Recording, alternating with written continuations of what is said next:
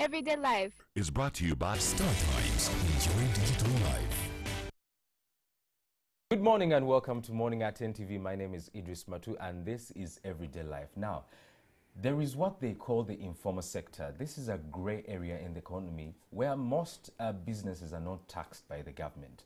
Now, the informal sector employs over 70% of the labor force in Uganda. Last year, the Minister of Finance, together with URA, put in place measures to make sure that they tap more of taxes in this informal sector. Now, most of us who work in corporate companies, we are thrown into a frenzy when we were told by HR to go and get our TIN numbers, if I could say TIN, tax identification numbers. Now, today in studio, I have people from URA who take our money to tell us more about the tax identification numbers. Now, I have Stella Oguti, Manager Domestic Duties. Thank you. You're welcome. Thank you very much. Thank you for having me. You're welcome. You're welcome. And I have Bambale Herbert, Tax Officer. Thank you, Sir, Idris. how is the morning? It's good. You have money. Yes, we do. Yes, we do. You have money. So, Stella, today we are talking about what they call the tax identification number. Yes. Most of us Ugandans do not know these things. We hear TIN, TIN, TIN, TIN. What's a tax identification number? Idris, a tax identification number is to URA what a bank account number would be to the bank. Okay. So a tax identification number is it's a unique identifier for URA to be able to identify the taxpayers on its register. Yes, so a tax identification number is unique to the taxpayer. You have a tax identification number. I have a tax identification number. Yes. Where, how do I get a tax identification number? Thankfully, you can actually very easily get this tax identification number. We have an online platform on ura.go.ug and also through our service centers. It is a very easy process to get. All yes, right. a very Now, easy process. Stella, before we actually get into the details, I know later on we shall be looking at how you go online, and I will ask the director to take that off in a minute, so that we probably first go to understand what is the importance of a tax identification number. Because most Ugandans will claim and say, hey, they take our taxes, hey, they do this, hey, they do that. So why am I even bothered on getting a tax identification number? Yeah. Now, you need a tax identification number to be able to transact any business with Uganda Revenue Authority. You will not be able to pay your taxes or file your returns if you do not have a tax identification number. So anytime you need to transact with URA, you must have a tax identification number. And also, you may not want to transact with URA. You might need services other places. For example, you might need a trading license or some sort of permit. You will be required to have a tax identification number. So it is important, if you must transact with URA, if you have to pay some kind of taxes, import duty, any customs duties, withholding tax, VAT, pay as you earn, you must have a tax identification number. Oh, wow. Among the taxes you've talked about, and I'll take this question to Harvard. Yes. If I am acquiring, let's say, a motor vehicle, do I need a tax identification number? Yes, most definitely, yes. And how does that work? How does a tax identification number help me when I'm acquiring a car? Okay, just like Stella mentioned, a tax identification number enables one to pay tax. So when you're importing a car, you will need to pay import duties.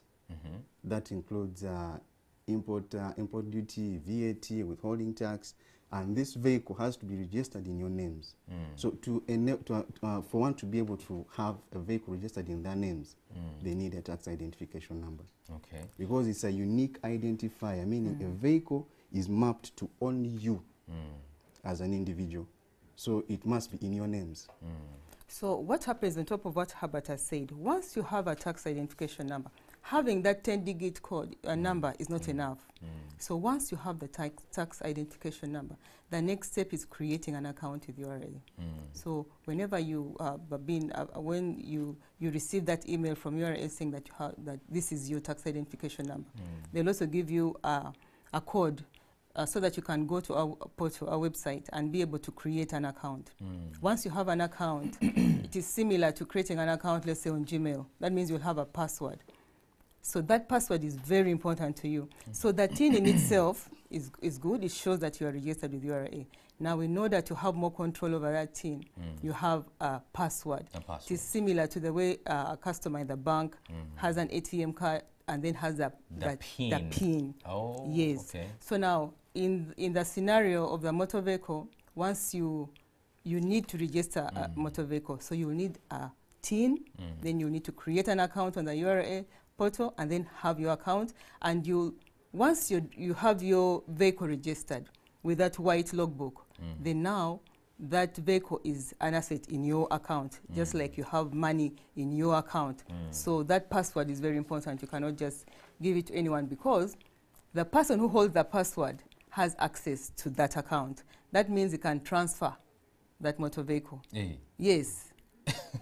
We shall be talking about fraud later. Yes. But now I know that tax identification number is like my ID, Yes. like my account in a Yes. bank, and also I need a password which acts as a PIN to my tax identification number. Exactly. But then, who requires a TIN? Because a tax identification number, does a child in secondary school require a TIN? Does my jaja in Kabali require a TIN? Who requires a TIN? You will need a TIN if you are an employee, therefore you have some form of employment income. You will need a TIN if you are a business person, you are trading, or you have some form of business activity, you will need a TIN. And this is because in your day-to-day activity with URA, you'll be required as a business person, or with a person who owns a business, you'll be required to file your returns, to make payments, to request for refunds if you have to, so you need a TIN. But also, especially today, my purpose is to reach out to the employees because of the stampede that has been going on, because the URA made that communication that all employers should ensure that their employees have TIN. Yes. And the response has been very good. But I want to just let the employees know how important it is for them to have TINs. All right. If you have just joined us, we are talking tax identification numbers. Now, most of us who work in corporate companies, maybe own a business, or you're a border guy, or you sell any goods of any kind, you need a tax identification number because you have to pay tax. And the tax identification number serves as your, let's say, an ID or account number in a bank. And the good thing about the tax identification number is that URA gives you a password. Therefore, you are able to control what goes in and out. Actually, in a simple way. URA doesn't give you that password. You create it yourself. You create yourself. Yes, oh, you create wow. it yourself. Amazing. Yes. I've just been corrected that you create your own password, so you know. So URA has no whatsoever access to your tax identification number. Exactly. Now, how do I get a tax identification number? It's actually not very complex. It is an online platform. Okay. So what you need is a computer and internet connectivity. Once you have that, wherever you are, whether in the country or outside the country, you can log on to our website, ura.go.ug, and then you will go, as I'm going to demonstrate, you will see how it is very easy. So is it only online? The application only happens online? Yes, right now it is only online. I cannot go to URA offices and they help me? Yes, now the application process is online. However, we appreciate that not everybody has access to a computer and internet connectivity. So for that category of people, you can walk into any of our service stations or service offices, and there'll be a computer and somebody to help you make that application, but it must be online. It must be online. Yes. So, okay, so it has been established that you have to apply online. Yes. One more question, and I'll go to you, Herbert. Yes. Now, is there a particular computer I have to have, or any computer works? Well, thank you, Idris. When it comes to computers, we only look at the operating system. Any computer can work, but there are some operating systems that we are not compatible with, especially the MacBooks. Those, we have what we call macros in our Excel templates. So for MacBooks, as for now, we are not able to work with it. So if you're to apply for a tin, you need to use Windows for now. But with time, we shall keep on upgrading our system to enable MacBooks also access the same. So I can only use a Windows machine. Yes. It can either be a laptop or a desktop. Yes. All right. No. So now we have established that you have to have internet access. You have to be using a Windows machine. You mentioned Excel. Yes. Now Excel is a software. Yes. I understand, a document software. Yes. Is that a must that I have to have it on my computer? Yes, that's a must to apply for a tin, because our tin application, the application form is in Excel form. So you have to download it and fill in all your details. Then after you upload it. So the computer must have an Excel application on it. Excel, Windows, internet. I can use any browser, any internet browser. You can use any browser, but most preferably Mozilla and Google Chrome.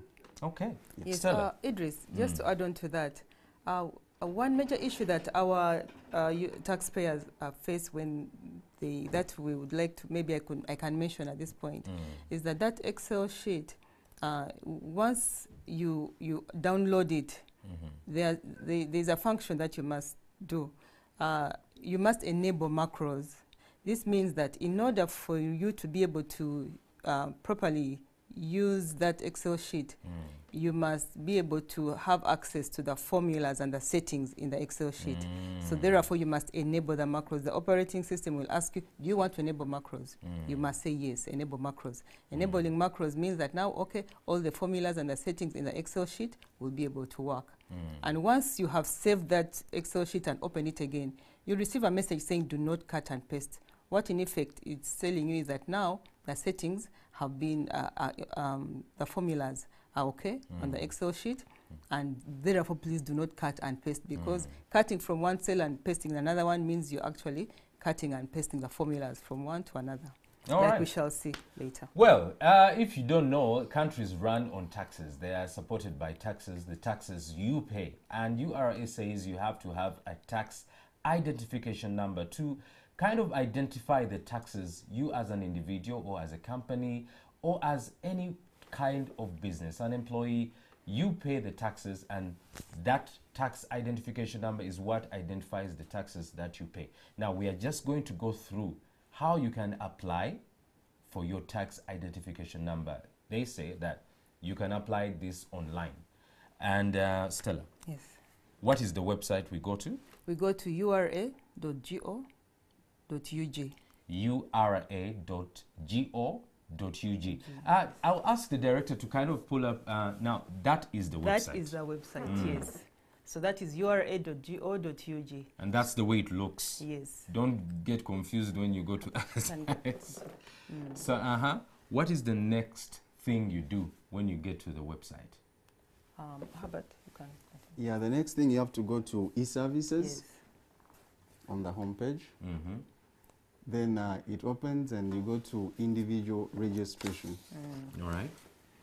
Individual Individual registration. Yes, Individual please. registration, because we are now you an individual. Can we pause there and maybe we make a point? Let's pause a little bit. Yes. Now, you say individual TIN. I was about to say TIN number. It's okay. So it's an individual tax identification number. number.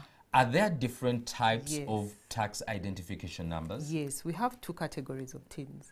There is a category of the individual. The individual, that is the natural person, like me, like you. So if that natural person, if I want a TIN, I will go and get that individual TIN. Then there is the non-individual TIN. That is for the legal person. A legal person might be a company, a trust, or a local government. That is a legal person. So that person will apply for a non-individual TIN. The difference is that in the individual TIN, you're just asking for my details and maybe any other business that I have. While the other one is unique to the legal person and the issues that will be interested in. Companies. Yes. So the non-individual tax identification number is for companies, businesses, big businesses. Yes. And also the individual tax identification number is for me. Yes. Who has a boda somewhere, who is selling tomatoes, Who's running, who is an employee, who's an employee. or is an individual with a business, Okay. the sole proprietor. Yes. That All is right, yes. so we've gone to the website, which is ura.go.ug, and we have chosen e-services. Yes. And then you choose individual. Yes. Team. Now, when you're going to choose that individual team, you have two options. Yeah. To choose two forms, because you go to the area where you're choosing the form. So the system will ask you to choose, is it a new form you want? Are you applying for the first time? Or are you returning? Meaning that you had visited our website before, you had opened a form before, but you are probably not able to complete it. So if you had done that, then you choose the next option. That means you are a returning person and you want to look at the previous form you had looked at. All right, so we choose new form. New form, yes. We are newcomers. Yes, we want I've the never team. had a tax identification number. Yes. All right, so after choosing the new identification number, what happens next? So when we choose the new form, Yeah. it has to take us to another page that will enable us to download the template. Okay. Yes, So please. so when you choose the new form, Yes, it provides the new form which you download, which we download. which is in Excel, Sure. the one we talked about. Yes. Now you download that form in Excel. We are selecting a new form. New form. Okay. Yes. Then we shall that's the page we shall go to, and then you select decide. Yes. tax identification, then Individual. that's how you download.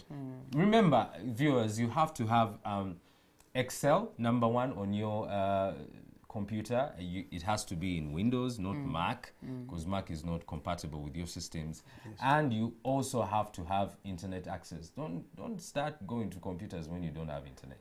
So we have downloaded the form. We have the form. We start filling in the form. Not Yes. yet. Not yet. Not yet? After Not yet. saving the form? So we have opened the form, we have enabled macros. That's very important. You've enabled the macros and Yeah. you save it. You have to save the form the way it is. Do Director, not try to could we change the have, name. the description, the video that describes how we do this? All right, so that is Excel. That is our Excel form sheet opening up. Okay, so that's the sheet. Yes. That's the form. So now up there you'll see the prompt for you to enable macros. So yes, you enable the macros. You enable the macros. Yes. Now this is the form you start. He has enabled the macros. Now, what kind of information am I filling into the form? What are you asking? Are you asking for me where I was born, Yes. how much money I have? What kind of information should I expect? Because I know we don't have enough time to go through each and every everything. question, but what kind of questions should the viewers expect when they're applying for the tax identification number?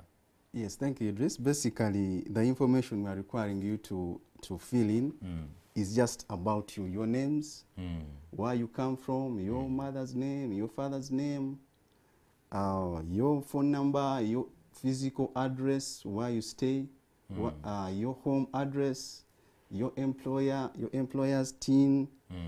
At a point, we shall require a referee, someone who already has a team, who can be your referee. Then your identification documents and their numbers.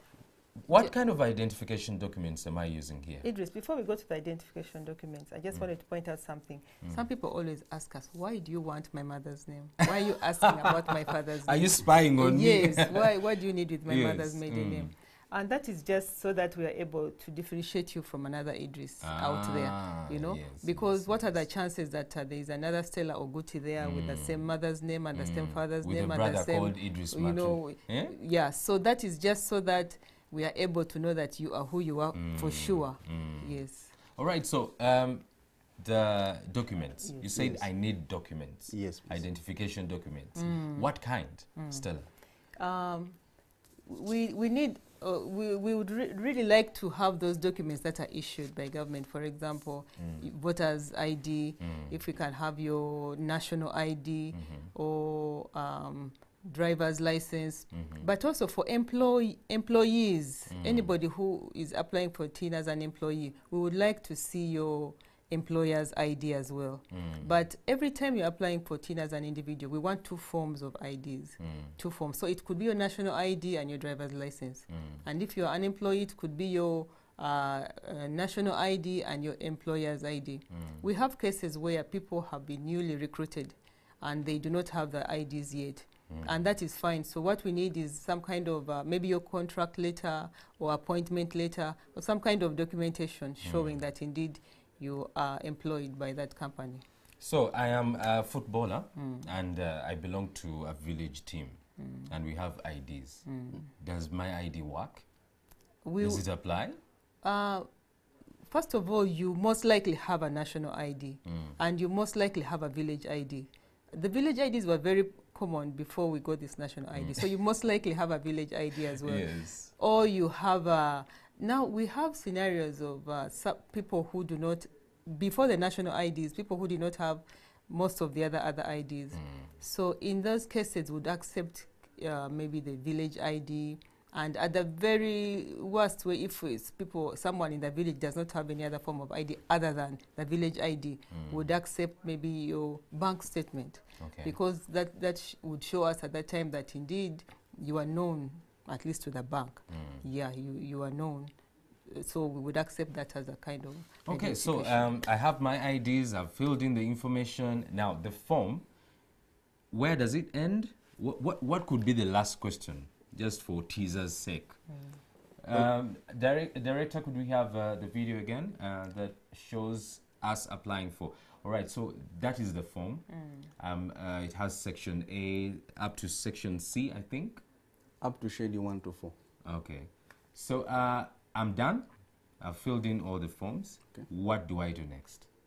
So once you're done, when you go to the last bit of it, we have a button called validate. So validation, when you click on validate, the sheet will check whether there are any errors. So if there are no errors, it will ask you to save an upload file, which you can save, let's say, on the desktop, so that when you go back to the website, you can be able to upload it.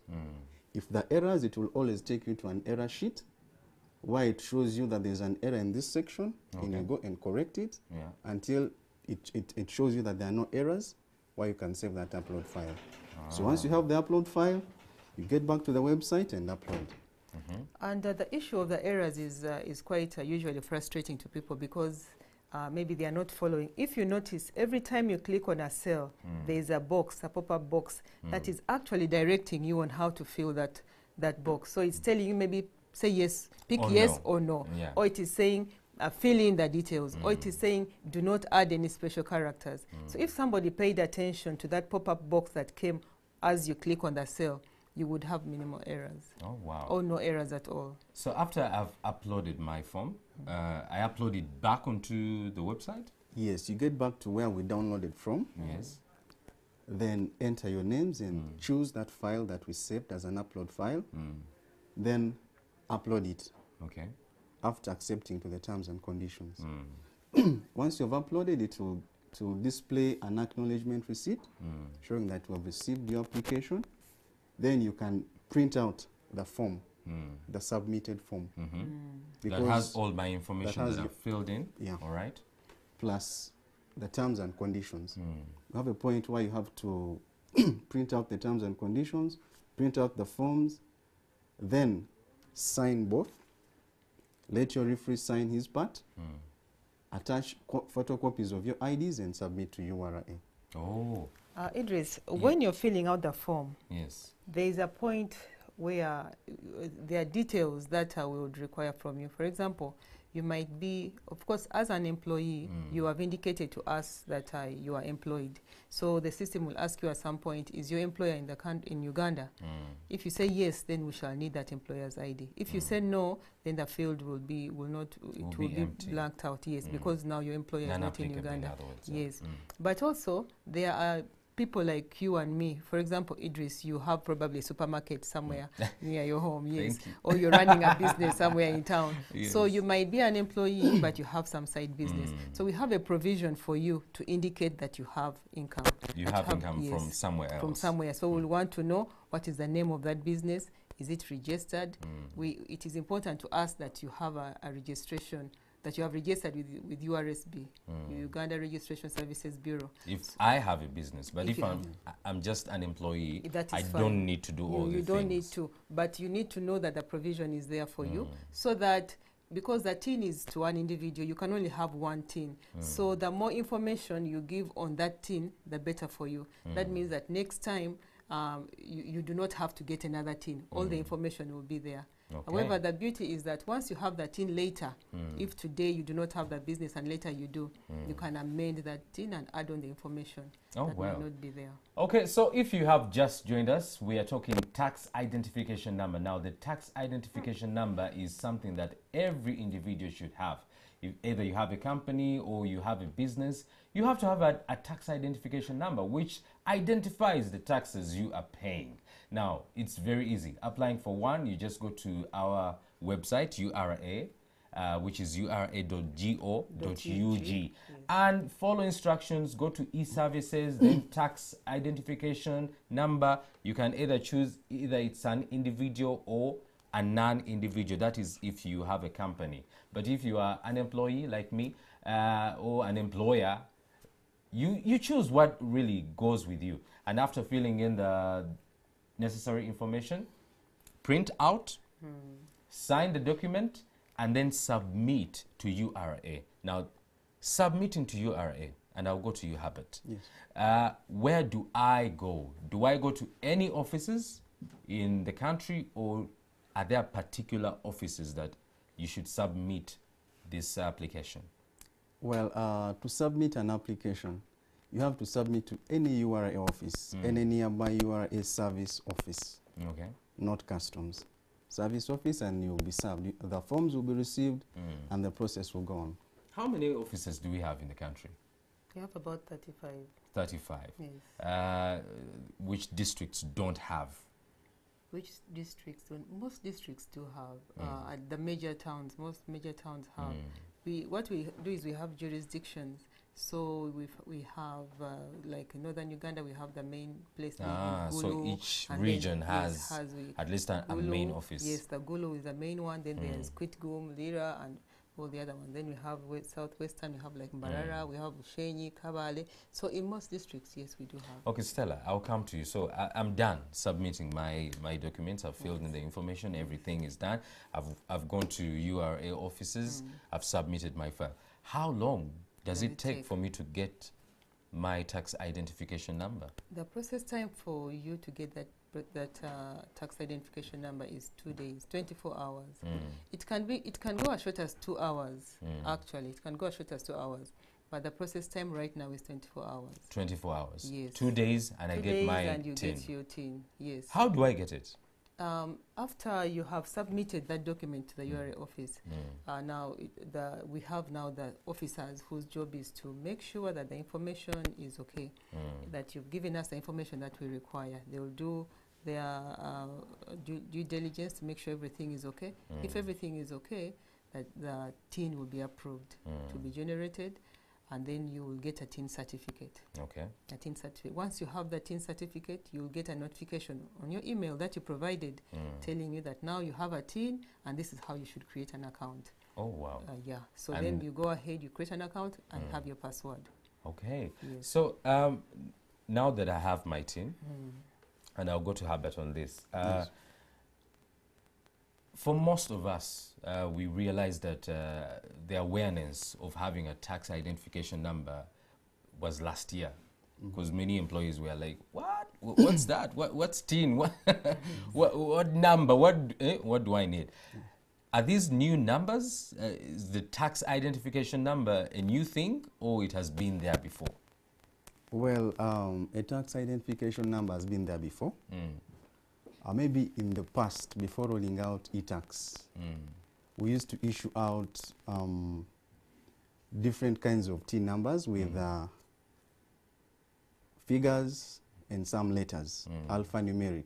Okay. But when we rolled out eTax, we now have a 10-digit number with only numbers, no numerics, no letters, just 10 numbers, and it has been there since 2010. 2010. The 10 2009, For about- 2010, the okay, 10-digit for number. about 7 years now. Yes. So it's not something new. So the old tax identification numbers, how different are they from the new one, Stella? The major difference is that the other ones were manual. Well, there was a manual application, you had to fill a form, and then you'd get a card that would indicate that this is your TIN. So you'd move around with the card Yes, like an yes, ATM? Yes, it All would be a right. card. With that, you'd show that this is my TIN. But now, and also that you needed to go to the URA office to apply for that TIN. Physically. Yes, it was a little tedious at that time. But this one was this one, the new system is better because Much it's an online easier. platform. Yes, you can access URA wherever you are. You find that most people do not even need to come to the URA offices. The majority of the people do handle all their transactions in the comfort of their offices. Oh, wow. Yes. He mentioned something about the old numbers having numerics Alphanumeric. and alpha. Are they the same number as the new ones? Because I realize the new ones are 10 digits. Yes. What of the old ones? The old ones were about 13 digits. But once we phased out the old one and moved to the new one, the new ones are systems generated. They're randomly generated. So it's highly unlikely that you can determine what my TIN would be. Yes, they're just randomly generated. Do the old ones still apply, Herbert? The old ones, no, they no longer apply. So whoever has an old one has to apply for a new one. Oh, wow. However, what we did is that we still have information in the old TIN, or we have the documentations, a registry where we keep the old TIN in case we need to refer to it. Oh, wow. Yes. Well, we are talking tax identification numbers, and right about now you have a chance to call in and ask a few questions about tax identification number. If you have one, if you don't have one, we have just showed you how to acquire a tax identification number and how easy it is. All you need is internet, a computer which is on Windows operating system, Excel, and a little bit of information giveaway, and you have a tax identification number. Now remember, you have to pay taxes. People who don't want to pay taxes, we shall look for you. We shall hunt you down. It's only a joke. But you will have a chance to call in. But before they call in, there is talk. There is talk about tax identification fraud. Because I know, fine, I'm going to receive the tax identification number. It's my personal number, identification. But can't I be duped? Can someone else use this card, this number, to do some wrongdoings? Yes, Idris, we've been having issues of tax identification number fraud. Where it comes up from is that, of course, there are people out there who will try to access your information without your knowledge, who will try to take advantage of you probably because you use their services. But the majority of times where we've had tax identification number fraud, it's because of the people who are offering services on behalf of their clients. Maybe you call them tax agents or consultants. These are people who will tell you that it's very difficult, impossible for you to get a TIN. Let me do it for you. So they will do it for you. They'll help you do that simple process that we have done, and they will charge you money for it. Yeah. And then the only problem is that now they have your information. They have your email address, they have your birth date, they have your telephone numbers. So it is very easy for them to access your Whatever information you have. Yes, you have. So because you might not know the implication of it all, you will leave everything to that person. So he will even generate your account for you with URA and create the account for you and even get the TIN, I mean the password, on your behalf. So literally you're sharing information. You're sharing your PIN with You know, I somebody. would understand where this problem is coming from, because internet use is a new thing in Uganda, and most of our relatives back there in Luwero, in Kabale, Mbara, Arua might not have access to internet and probably a computer, or even differentiate between a Windows operating system or a Mac, yeah, OS. And they'll say, I've been told I need a tax identification number. Who can help me?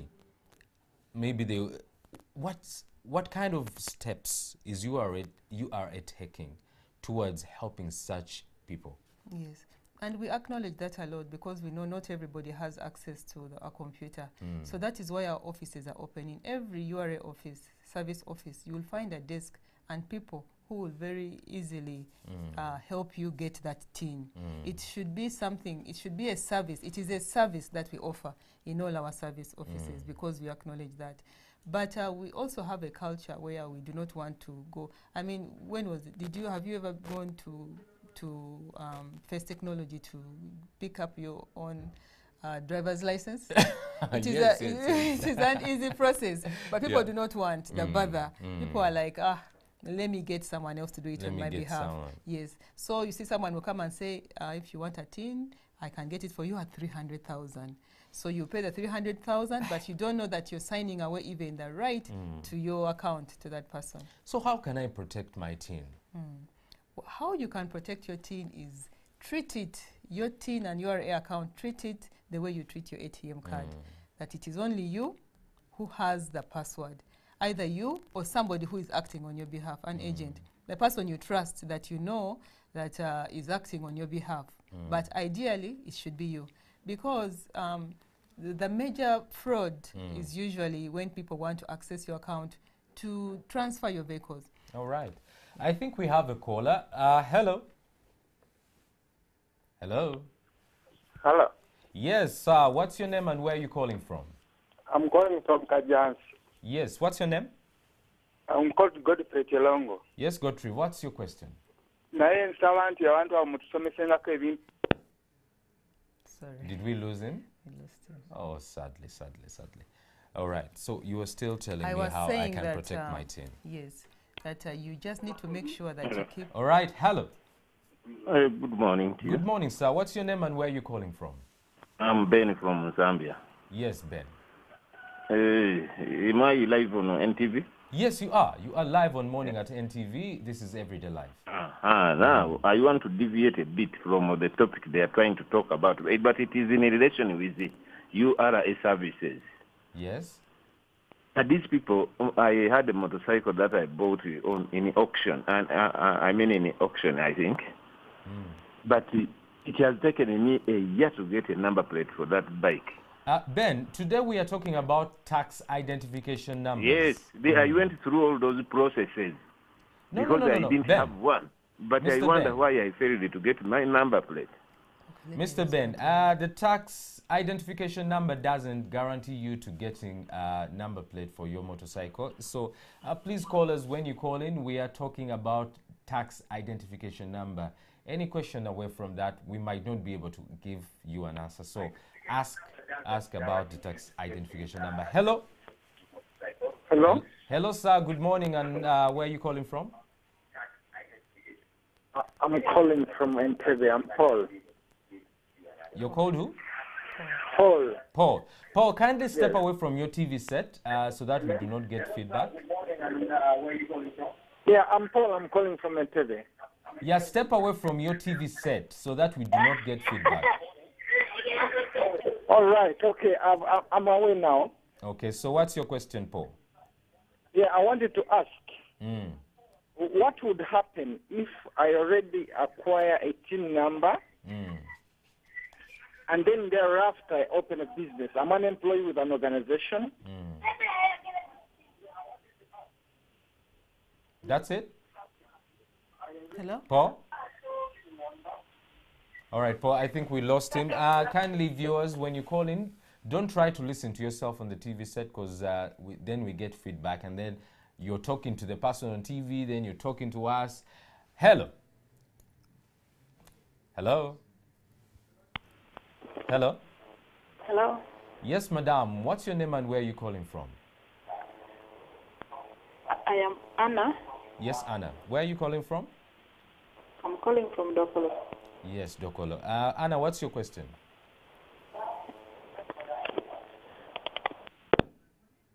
Did we lose Anna? All right. Anyway, we are running out of time, but we have a question. We had that Yes, question a question from Paul. from Paul. I'm just going to make assumptions. So Paul says he's an employee, but he has a business. Yeah. And he He already says has a team. if I am an employee, I get the tax identification number while I am an employee, and that is the individual tax number. Then later I open up a business. Yes. What do I do? Now that depends on what business Paul has opened up.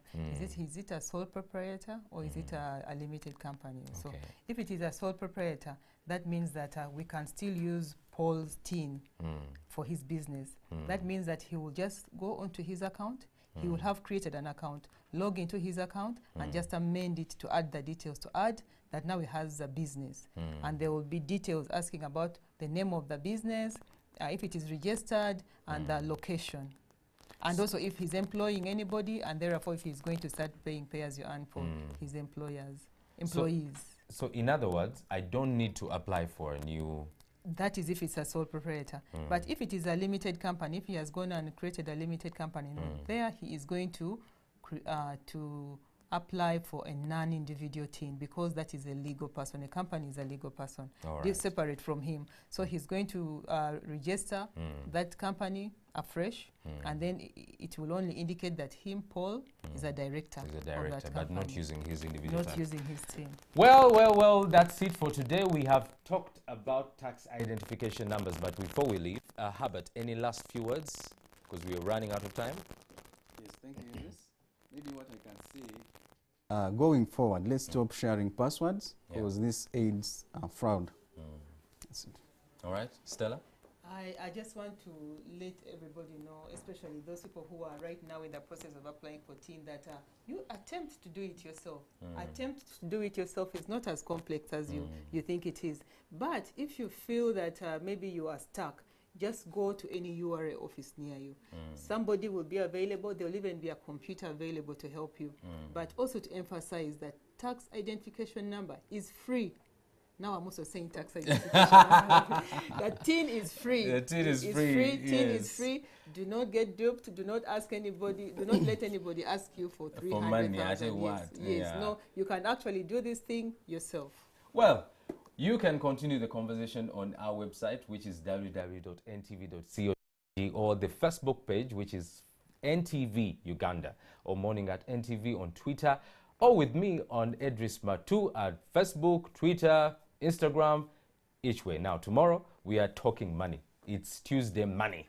And don't miss out on that on Everyday Life. But up next is Mwasuzem Tia. Stick around. Good morning. Geo Wild and more. All you have to do is renew your monthly basic bouquet subscription of 18,000 shillings. Then enjoy 3 free days only on StarTimes. Enjoy digital life.